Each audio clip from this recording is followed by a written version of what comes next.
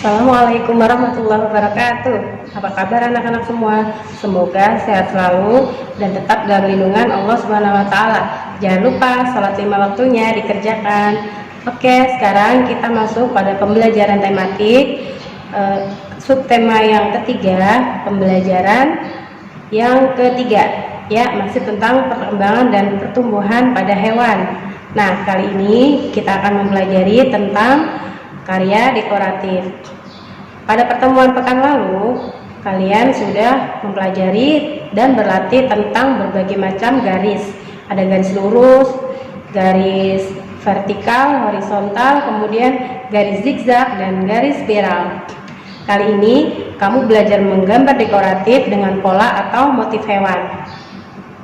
Gambar dekoratif adalah gambar hiasan yang memiliki pola atau motif tertentu. Gambar dekoratif dapat dibuat untuk mempercantik ruangan dan yang lain sebagainya.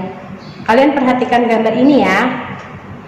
Pada gambar halaman 97 ada gambar gajah, kemudian yang kedua ada gambar burung hantu, dan yang ketiga ada gambar kucing. Ya, pada masing-masing gambar itu terlihat sangat indah karena diberi tambahan hiasan di sekitarnya berupa warna-warna yang menarik. Nah, kamu juga bisa melakukannya dengan cara-cara yang ada pada halaman 97.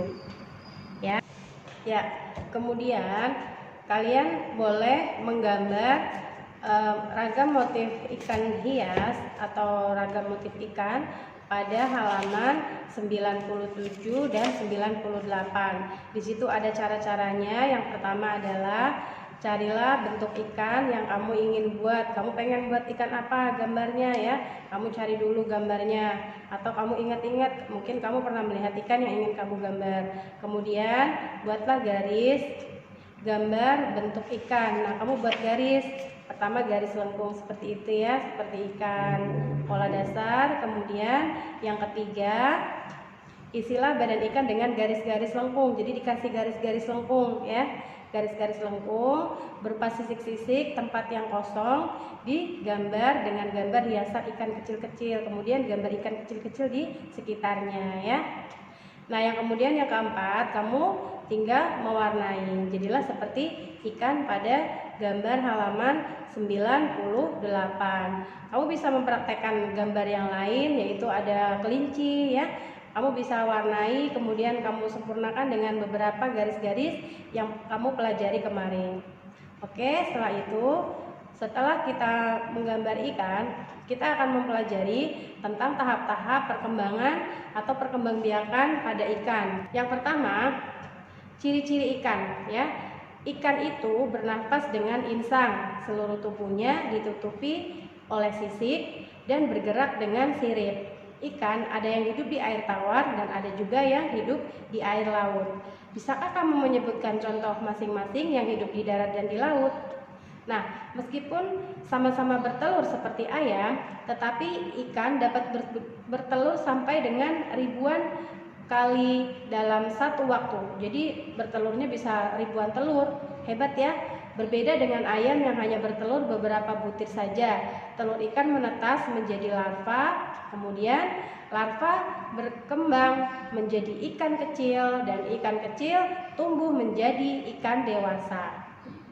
Ya, itulah tahap perkembangan ikan atau daur hidup ikan. Nah, sekarang kita akan mencari tahu di halaman 101 apa sih perbedaan gambar ikan apa ya itu ya. Itu adalah gambar ikan hiu dan ikan lele. Cara perkembangbiakan ikan hiu itu berupa bertelur dan melahirkan atau yang disebut dengan ovovivipar. Sedangkan ikan lele berkembang biak dengan cara bertelur. Nah, kemudian perbedaan yang kedua pada alat pernafasan.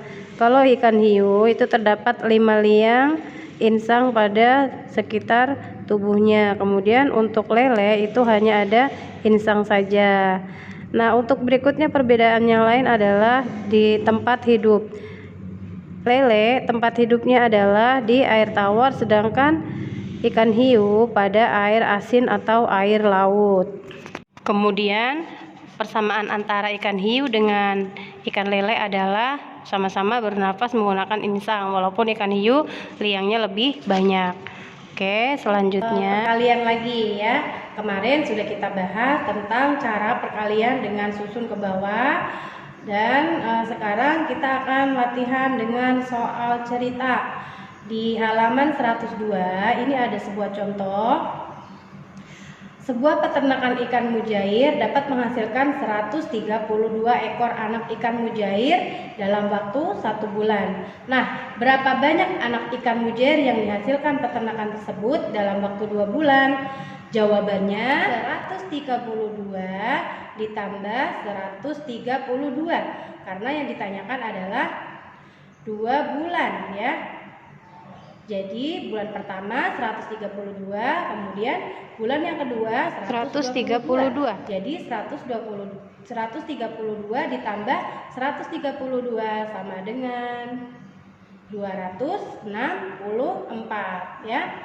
Bisa juga ditulis dalam bentuk perkalian, yaitu 2 kali 132 sama dengan 264. Ya, bisa juga dengan cara 132, 100 itu merupakan ratusan, maka 100 dikali 2 atau 2 dikali 100, kemudian 30-nya adalah puluhan, kamu kalikan dengan 2, kemudian 2-nya satuan, kamu kalikan dengan angka 2 juga.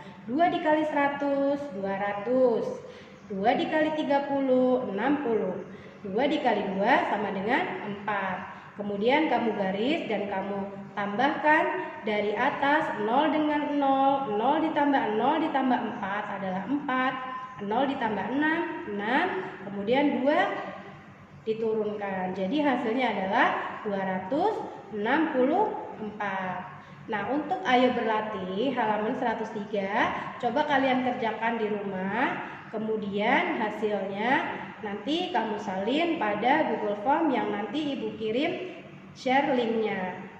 Oke, untuk pembelajaran kali ini dicukupkan sekian. Mohon maaf apabila ada kesalahan. Billahi taufiq wal hidayah. Assalamualaikum warahmatullahi wabarakatuh.